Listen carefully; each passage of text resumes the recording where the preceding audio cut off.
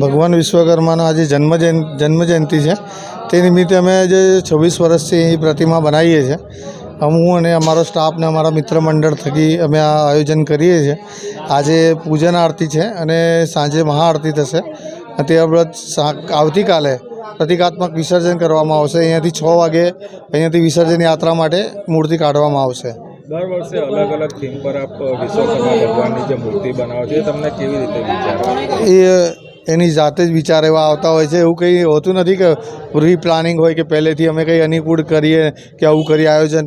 પણ શી ખબર એના 10 દિવસ 12 દિવસ પહેલાં બધું એની જાતે જ બધું થઈ જાય છે. અને દાદાની જેમને જેવી રીતે બેસવું છે એ રીતે વિચાર આવી જાય છે અને બની જાય છે. સમાજના દરેક કારીગર આજે ભગવાનની પૂજા કરતા હોય છે.